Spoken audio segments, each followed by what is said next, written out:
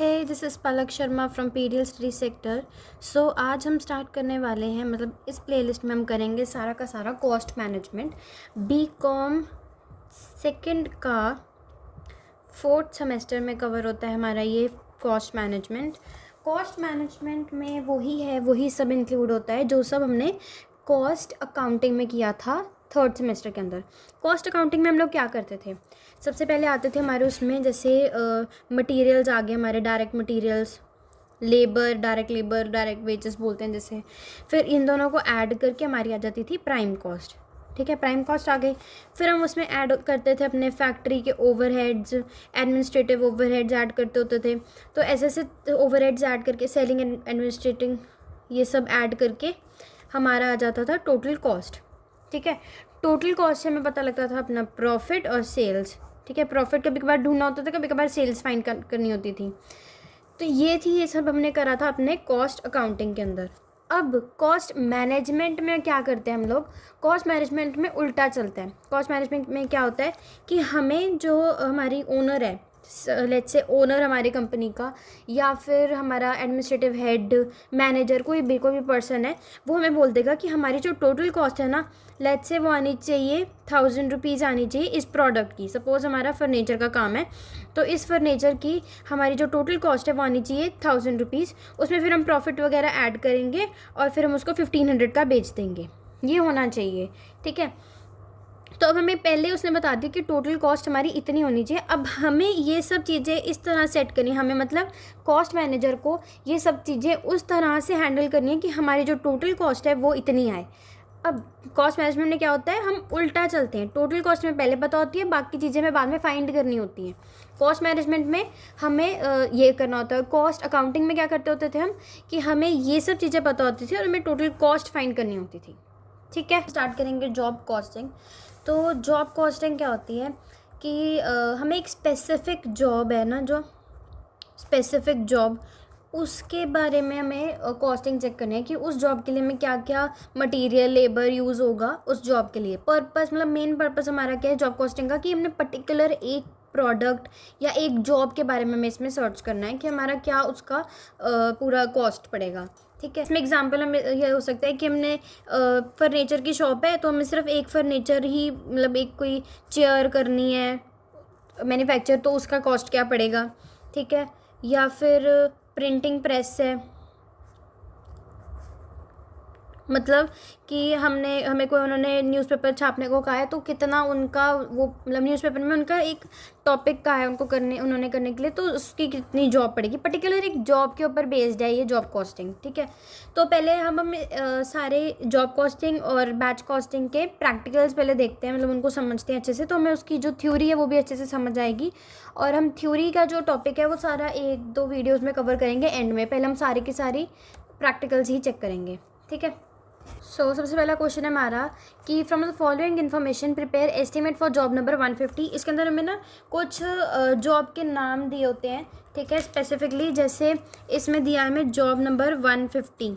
तो जब हम इसमें अपना जॉब कॉस्ट शीट बनाएंगे अपनी, तो उसके ऊपर हम ये नंबर लिखेंगे, जॉब नंबर 150 की कॉस्ट शीट बना रहे हैं हम, ऐसा लिखेंगे। ठीक है, तो इसमें जो हमारा जो कॉस्ट शीट है वो सेम ही बनेगी जैसे हमारी कॉस्ट अकाउंटिंग में बनती होती थी। तो इधर जैसे हम लिख रहे हैं कि जॉब नंबर 150 कॉस्ट शीट, ये हमारी आगे अमाउंट साइड और ये अपने आगे पर्टिकुलर्स, जैसे हम अपना पिछले सेमेस्टर में करते होते थे वैसे ही होगा इसमें सब। इसमें ज़्यादा डिफरेंस है ही नहीं, ज़्यादा क्या थोड़ा सा भी डिफरेंस नहीं है। तो इसमें मैं कहा कि जॉब नंबर 150 की हमें वो बनानी है, तो उसमें सबसे पहले मैं दिया हुआ डायरेक्ट मटेरियल है 1000 का, तो वहीं यहाँ पे लिख देंगे जैसे करते थे कि डायरेक्ट मटेरियल 1000। फिर हम इसमें ऐड करेंगे अपने वेजेस पेड मतलब डायरेक्ट लेबर ऐड कर दिया, दैट इज़ 2000। तो उसके हमारी क्या आ गई, प्राइम कॉस्ट कितनी आ गई, 3000। ठीक है, फिर अब हमने इसमें ऐड करने हैं अपने फैक्ट्री एक्सपेंसेस या फैक्ट्री ओवरहेड्स बोल दो। ठीक है, तो हमारे फैक्ट्री एक्सपेंसेस उन्होंने कहा है 60% ऑन वेजेस। जब हम अपना पिछले साल भी हमने करा था, पिछले सेमेस्टर में किया था हमने कि जब भी हम लोग फैक्ट्री ओवरहेड्स ढूंढते हैं और हमें अगर फैक्ट्री ओवरहेड्स नहीं दिए हुए, तो हम वेजेस के ऊपर निकालते हैं। वेजेस मतलब अपने डायरेक्ट लेबर के ऊपर निकालते हैं। फैक्ट्री ओवरहेड्स का जो परसेंटेज है वो वेजेस के ऊपर डिपेंड करता है, और बाकी सारे office expenses, selling and distribution, ये सब जो आगे के वो हैं हमारे एक्सपेंसेस या ओवरहेड्स कहें, वो सारे हम लोग फैक्ट्री कॉस्ट पे निकालते हैं या वर्क्स कॉस्ट के ऊपर निकालते हैं। ठीक है, तो अब हमने फैक्ट्री ओवरहेड्स हमें दिया हुआ है उन्होंने 60% ऑन वेजेस। ठीक है, तो मतलब क्या होगा यहाँ पे 60% ऑफ 2000। ठीक है, 60% ऑफ 2000 होगा हमारा 1200। ठीक है, तो हमारी आ गई ये वर्क्स कॉस्ट क्या आ गई 4200 की। फिर उसके बाद उन्होंने हमें कहा है कि ऑफिस एक्सपेंसेस है 20% on factory cost. Factory cost बोले या वर्क्स कॉस्ट बोले तो हमारी इसके ऊपर लगेगी अब ऑफिस एक्सपेंसेस की परसेंटेज। ऑफिस एक्सपेंसेस या ओवरहेड्स बोल दो, तो कितना बोला था इन्होंने 20% ऑफ फैक्ट्री कॉस्ट, तो 20% ऑफ 4200 दैट इज़ 840। तो हमारा यहाँ पे कितना आ गया 5040 आ गई हमारी कॉस्ट ऑफ प्रोडक्शन। ठीक है, उसके बाद हमें इन्होंने कहा है कि प्रॉफिट जो हमने लेना है वो लेना है 20% ऑन द सेलिंग प्राइस। ठीक है, मतलब ये हमारी कॉस्ट ऑफ प्रोडक्शन जो है ये हमारी टोटल कॉस्ट भी हम बोल सकते हैं इसे, क्योंकि उसके बाद आगे हमारा कुछ नहीं है ना, इसलिए। तो प्रॉफिट हमें उन्होंने कहा है 20% लेना है सेलिंग प्राइस के ऊपर। तो सेलिंग प्राइस दिया नहीं, वह हमें दिया है, हमने अभी भी निकालना है यहाँ पे कॉस्ट प्राइस निकाला है। ठीक है, और उन्होंने क्या कहा है कि हमारा 20% है किसके ऊपर, सेलिंग प्राइस के ऊपर।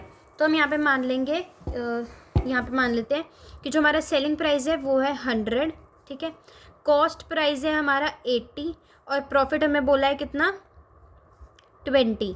तो कॉस्ट तो हमने निकाल ली, मतलब 80% तो हमें पता है कितना है 5040 है हमारा कॉस्ट प्राइस, और हमें इधर निकालना क्या है, प्रॉफिट निकालना है, सेलिंग प्राइस मतलब निकालना है हमें। ये हमने निकाला। सेलिंग प्राइस हमारा कैसे निकलेगा 100/80 इंटू 5040। ये हमने लगाया यूनिटरी मेथड जैसे हम करते होते थे। तो 100/80 इंटू 5040 आ गया हमारा 6300। ठीक है, अब दैट इज़ हमारा सेलिंग प्राइस हमारा है कितना 6300।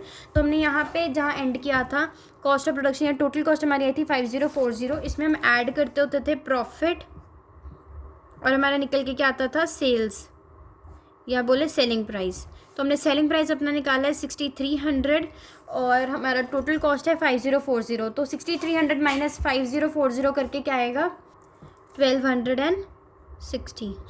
1260 ये हमारे आ गया प्रॉफिट। ठीक है, सो ये तो बहुत इजी था, जैसे हमने पहले करे थे अपने क्वेश्चंस वैसे ही करना था, इसमें कुछ डिफरेंस था ही नहीं। अब हम करते हैं क्वेश्चन नंबर 2। तो अब हमारा नेक्स्ट क्वेश्चन है ये कि हमारी जो इन्फॉर्मेशन दी हुई है, हमें मैन्युफैक्चरिंग कंपनी की इन्फॉर्मेशन दी हुई है, जो कि वो कंपनी है जो एंड हुई थी, उसका हमारा फाइनेंशियल ईयर था 31 मार्च 2014, मतलब इसका स्टार्टिंग हुआ होगा अप्रैल में और एंडिंग हुआ मार्च में। तो मटेरियल हमने यूज़ किए उसमें ये हमारे मटेरियल, लेबर, फैक्ट्री ओवरहेड्स, मतलब सब कुछ है जो दिया हुआ है ना, ये सब है ईयर के अकॉर्डिंग। ठीक है, और जॉब कॉस्टिंग में क्या करना होता है, हमें पर्टिकुलर जॉब के बारे में देखना होता है। ठीक है, तो इसमें पर्टिकुलर जॉब का दिया हुआ है यहाँ से कि the following information relates to job number 75। तो जॉब नंबर 75 से रिलेटेड दिया हुआ है यहाँ पे material, labour, direct labour hours, machine hours, और हमें यहाँ पे प्राइम कॉस्ट, फैक्ट्री कॉस्ट ढूंढना है जॉब नंबर 75 का। ठीक है, और हमारा जो डायरेक्ट मटेरियल है उसके मतलब हमने जो फैक्ट्री ओवरहेड्स हमें यहाँ पे दिए नहीं हुए ना, फैक्ट्री ओवरहेड्स हमें यहाँ पे किससे ढूंढनी है, डायरेक्ट मटेरियल से, डायरेक्ट लेबर से ढूंढना होता है। मैंने अभी पिछले क्वेश्चन में भी बताया था कि जो हमारा डायरेक्ट मटेरियल होता है, फैक्ट्री ओवरहेड्स होते हैं, वो हम डायरेक्ट लेबर से ढूंढते हैं, और ऑफिस एक्सपेंसेस हमारे जो होते हैं वो हम ढूंढते हैं वर्क्स कॉस्ट के अकॉर्डिंगली। ठीक है, अगर ऑफिस एक्सपेंसेस का होता है हमें तो हम वर्क्स कॉस्ट के अकॉर्डिंग ढूंढते हैं, और अभी हमें कहा है फैक्ट्री ओवरहेड्स ढूंढने के लिए तो हम वेजेस के अकॉर्डिंग देखेंगे।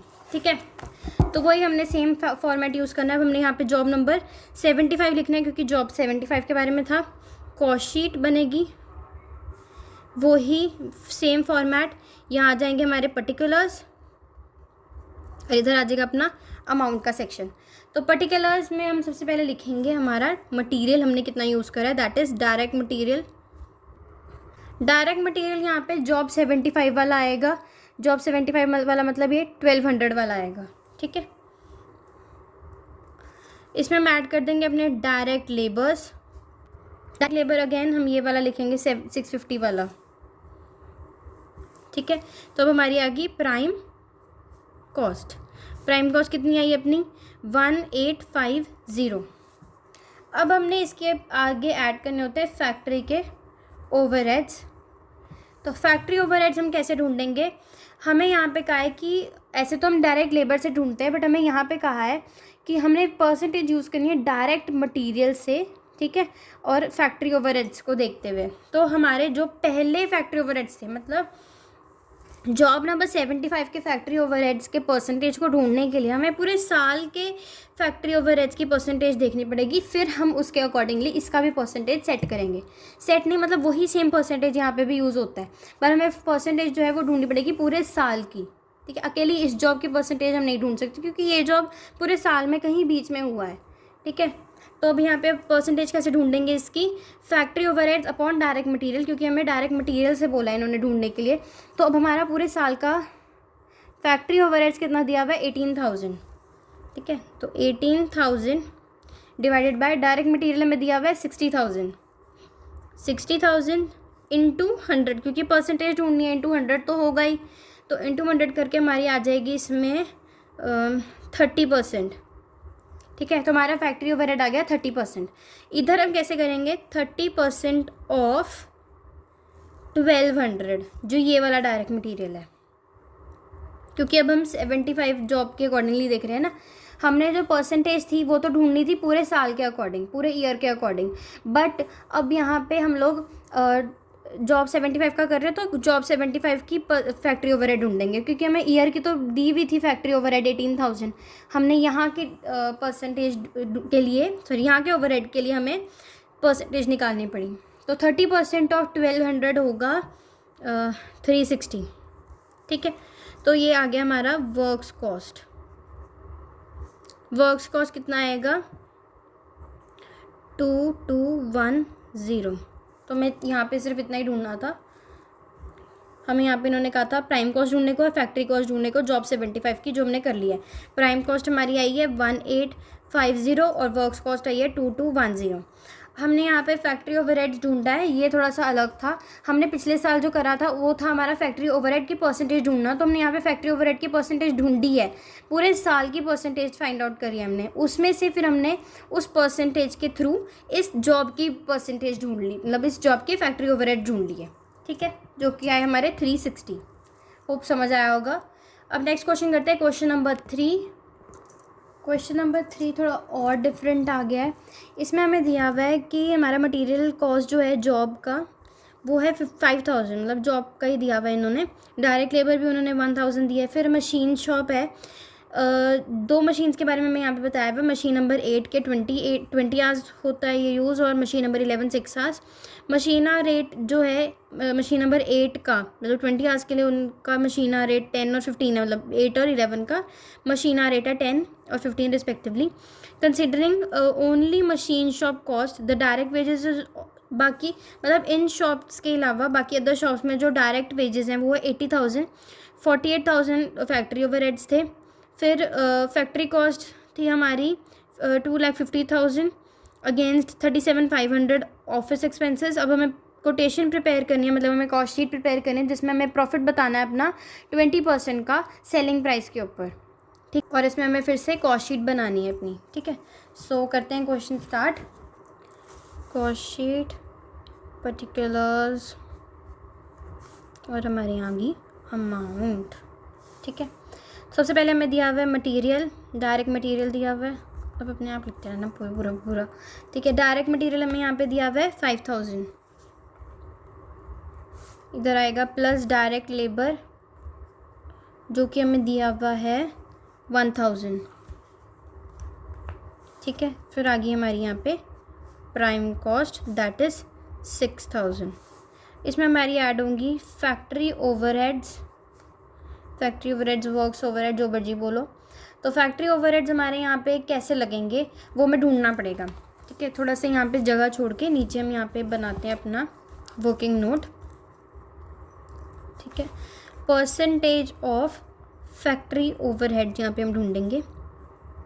परसेंटेज ऑफ फैक्ट्री ओवरहेड्स कैसे आएगी, इन्होंने कहा है फैक्ट्री ओवरहेड्स की परसेंटेज जो है वो है, कहाँ गया, ये रहा, कि जो हमारी फैक्ट्री ओवरहेड्स हैं 80 डायरेक्ट वेजेस के अगेंस्ट है हमारी फैक्ट्री ओवरहेड्स। तो फैक्ट्री ओवरहेड्स हमें ढूंढनी है डायरेक्ट लेबर के अगेंस्ट डायरेक्ट लेबर, और यहाँ पे हमें दिया भी हुआ है अमाउंट दोनों का। तो पहले आएगा ऊपर हमारा फैक्ट्री ओवरहेड, क्योंकि हमने यहाँ पे फैक्ट्री ओवरहेड्स की परसेंटेज है अगेंस्ट डायरेक्ट लेबर, तो फैक्ट्री ओवरहेड है हमारे 48,000 और हमारी डायरेक्ट लेबर है 80,000। परसेंटेज ढूंढनी है तो ऑब्वियसली 100 भी आएगा साथ में, तो इसमें हमारी परसेंटेज आ गई 60,000। तो फैक्ट्री ओवरहेड्स की हमारी परसेंटेज निकल आई 60%। तो यहाँ पे हम लगाएंगे फैक्ट्री ओवरहेड्स की आएगी 60% of direct labour that is 1000, जो कि आई है 600। ठीक है, अब हमारे यहाँ पे साथ में मशीन एक्सपेंसेस भी दिए हुए थे ना, यहाँ पे मैं आपको बता रही थी कि 2 मशीन्स हैं, मशीन नंबर 8 और मशीन नंबर 11, हमारे वो हैं मशीन एक्सपेंसेस भी उन्होंने दिए हुए हैं। तो यहाँ पे इसी फैक्ट्री ओवरहेड्स के अंदर इंक्लूड होंगे मशीन एक्सपेंसेस। ठीक है, जॉब नंबर 8 और जॉब नंबर 11 के लिए, तो जॉब नंबर 8 के आवर्स थे 20 आवर्स और उसमें अमाउंट हमारी लग रही थी 10, है ना, तो 20 × 10 लगेगा, 20 आवर्स × 10 रुपीज़। और जॉब नंबर 11 का है 6 आवर्स, जिसके लिए हमें 15 रुपीज़ मिल रहे हैं, तो 6 × 15, ये हमारे दो होगी अमाउंट्स। तो आ गया हमारा 200 और 90, तो ये हमारी अमाउंट आ गई 250। तो वर्क्स कॉस्ट हमारी निकल के आई है 6850। ठीक है, 6850 आ गई हमारी फैक्ट्री कॉस्ट या बोले वर्क्स कॉस्ट। उसके आगे हमें इन्होंने कहा है एक और चीज़ कही थी ना, उसकी भी अमाउंट ढूंढनी है। फैक्ट्री कॉस्ट के अगेंस्ट हमारी ऑफिस एक्सपेंसेस आए हैं, तो हमने दोबारा यहाँ पे ऑफिस एक्सपेंसेस के वो निकालने हैं, परसेंटेज ऑफ ऑफिस एक्सपेंसेस या ऑफिस ओवरहेड्स अगेंस्ट, किसके अगेंस्ट, फैक्ट्री ओवरहेड्स के अगेंस्ट। ठीक है, तो अब हमारे यहाँ पे क्या दिया हुआ इन्होंने, ऑफिस एक्सपेंसेस है हमारे 37,500 और ये रहा हमारा फैक्ट्री 2,50,000। ठीक है, इंटू 100, तो हमारी परसेंटेज आ गई है 15%। ठीक है, तो हम यहाँ पे हम लिखेंगे प्लस ऑफिस एक्सपेंसेस या ऑफिस ओवरहेड, तो क्या आएगी 15% हमने निकाला था ना, तो 15% ऑफ ये 6850। ठीक है, 15% ऑफ 6850 होगा हमारा 1034। ठीक है, 1034 हमारी आ गई office expenses. Office expenses add करने के बाद क्या आता था हमारा, कॉस्ट ऑफ प्रोडक्शन। तो कॉस्ट ऑफ प्रोडक्शन आई है 7924। उसके बाद हमने प्रॉफिट निकालना है और प्रॉफिट के बाद आ जाएंगे हमारे सेलिंग प्राइस। ठीक है, तो मतलब हमारी ये होगी टोटल कॉस्ट। हमें यहाँ पे कहा था प्रॉफिट जो होगा वो 20% होना चाहिए सेलिंग प्राइस के ऊपर। अगेन हम जैसे हमने पिछले क्वेश्चन में किया था यूनिटरी मेथड लगाया था, इसमें भी हम यूनिटरी मेथड लगाएंगे।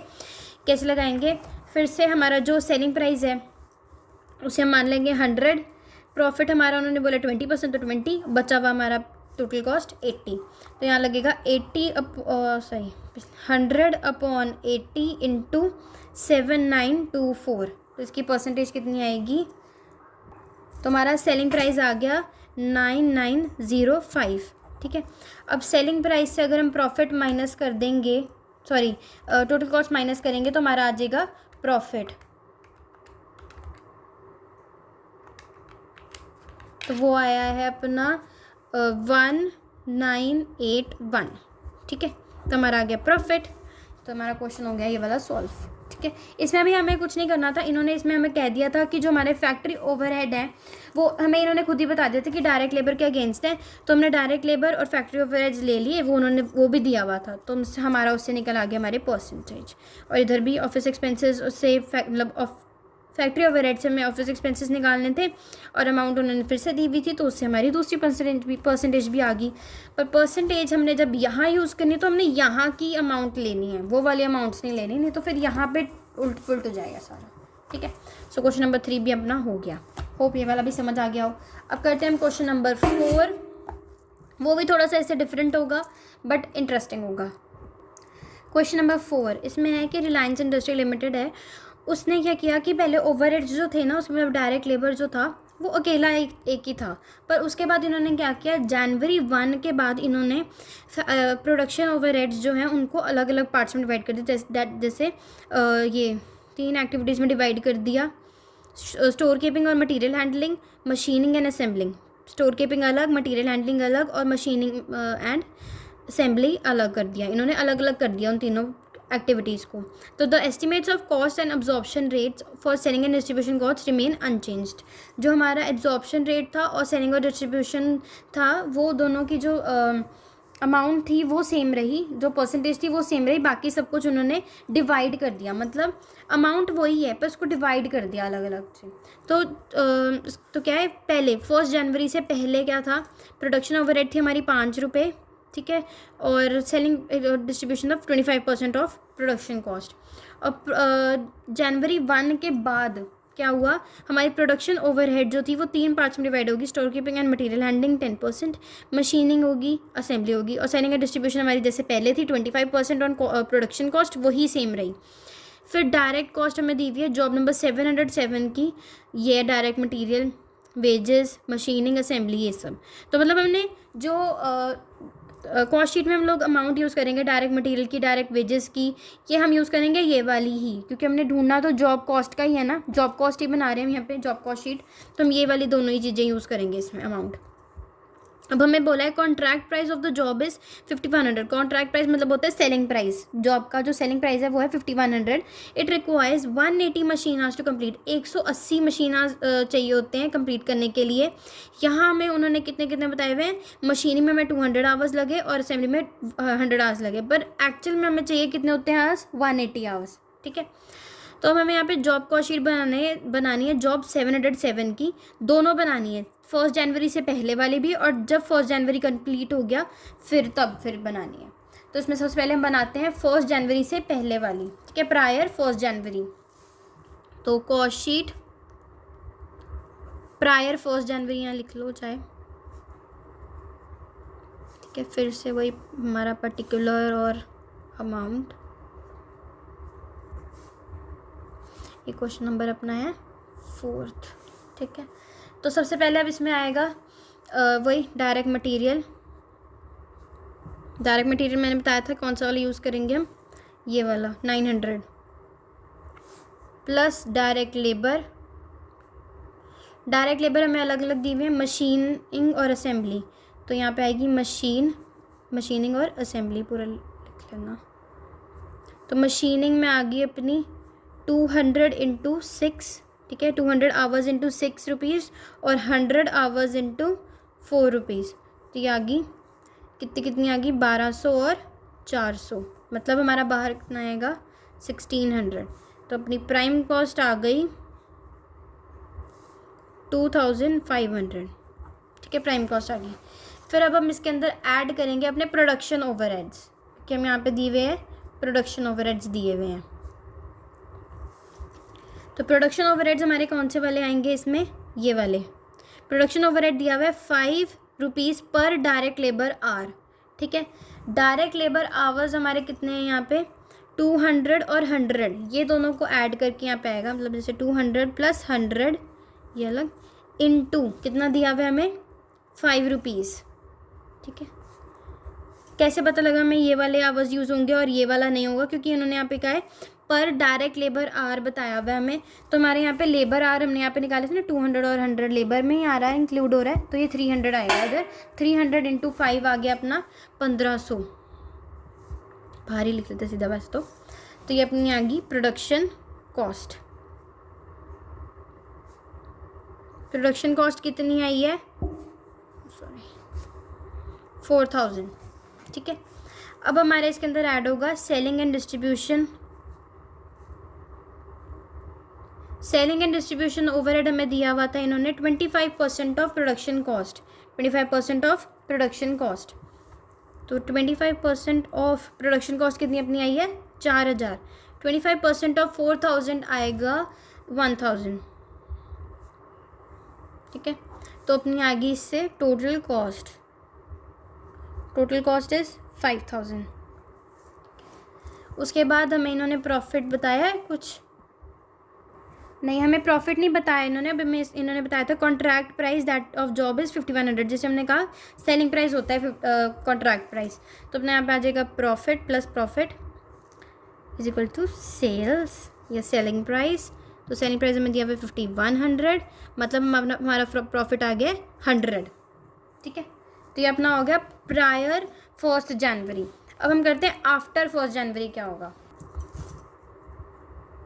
After 1 Jain cost sheet, job number थी अपनी 707 थी ना, 707।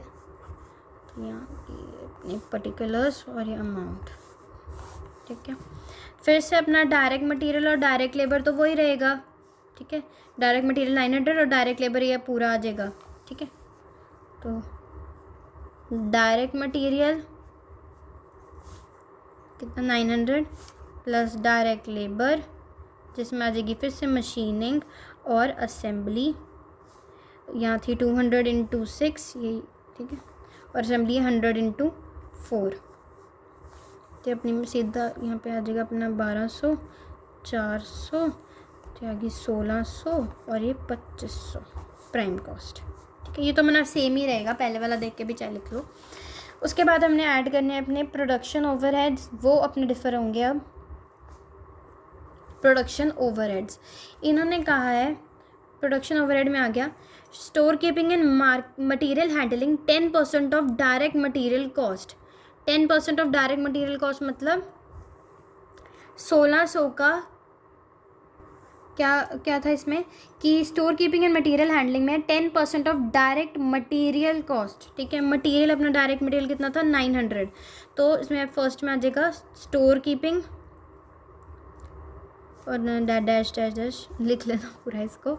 तो 10% ऑफ 900 दैट इज़ 90।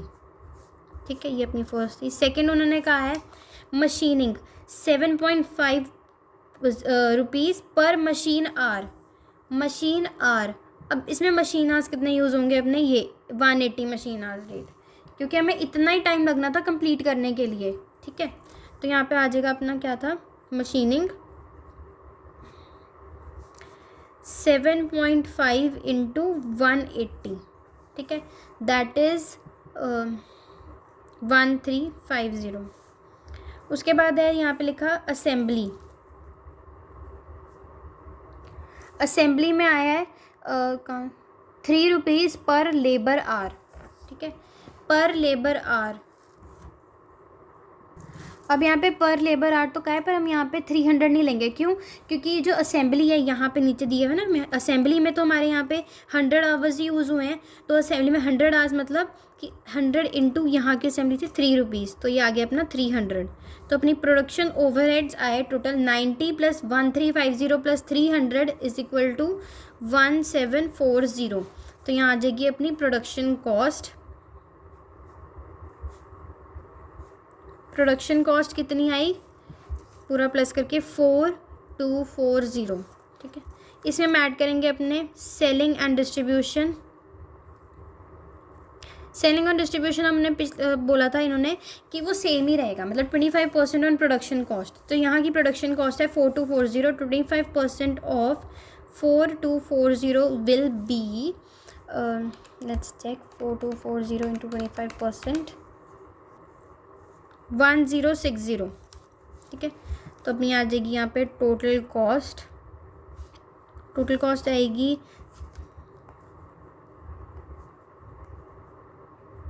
6300 सॉरी 5300 आ गई अपनी टोटल कॉस्ट। फिर हमारे यहाँ पे सेलिंग प्राइस हमें दिया हुआ था 5100, या दो अगर या नीचे लिखा था सेलिंग प्राइस हमारा 5100। तो यहाँ हमारा आ गया लॉस कितने का 200 रुपीज़ का हमें लॉस हो गया इधर। ठीक है, आफ्टर 1 जनवरी में हुआ लॉस और प्रायर 1 जनवरी में हुआ प्रॉफिट 100 रुपीज़ का। ठीक है, तो question number 4 is also done. ये थोड़ा सा अलग था, इसमें हमें 2 बार बनाना था, पर था ये ईजी, मतलब बाकी कंपैरेटिवली देखा जाए तो ईजी था ये। बाकी होप ये वाला क्वेश्चन भी समझ आया हो। जो क्वेश्चन नहीं समझ आएगा you can tell me on the comment box, ठीक है। दो मैं वो क्वेश्चन आपको फिर से करवा दूँगी थोड़ा अलग तरीके से कि तुम्हें समझ आ जाए, ठीक है। तो अब हम करते हैं इस वीडियो का last question, question number 5। Question number 5 में हमें दिया है मटेरियल दिया हुआ है, वेजेस दिए हुए हैं, इधर डिपार्टमेंट्स दिए हुए हैं A B C, ठीक है, उनका आर्स दिए हुए, प्राइम कॉस्ट हमें बताई हुई है, उसमें हमें add 1/3 of the prime cost और फिर टोटल आ गया अपना ये। तो analysis of the previous year के प्रॉफिट एंड लॉसेस का डिपार्टमेंट डिवाइड किए हुए, डायरेक्ट वेजेस उनकी है, फैक्ट्री ओवरहेड्स ही है। तो मटेरियल यूज्ड है 77,500 और सेलिंग कॉस्ट है अपनी 30,000, मतलब ये डायरेक्ट मटेरियल है पूरे साल का और ये सेलिंग कॉस्ट है at the end of the year. तो you are required to draw, 3 चीज़ें हमें करनी है यहाँ पे। जॉब कॉस्ट शीट बनानी है, calculate and enter the revised cost using the previous year figures as the basis, ठीक है। रिवाइज्ड कॉस्ट हमें ढूंढनी है और इन प्रीवियस ईयर के चीज़ों को मद्देनज़र रखते हुए add to the total 10% of profit and give the final selling price. Final selling price भी हमें ढूंढना है इसमें, ठीक है। तो 3 चीज़ें करनी है, कॉस्ट शीट बनानी है, रिवाइज्ड कॉस्ट निकालनी है और सेलिंग प्राइस ढूंढना है। तो क्वेश्चन नंबर 5 थोड़ा सा अलग है, थोड़ा सा डिफ़िकल्ट भी होगा, डिफ़िकल्ट साइड भी आ जाएगा, बट करो। जॉब नंबर है अपनी 1212, जॉब नंबर, कॉस्ट शीट,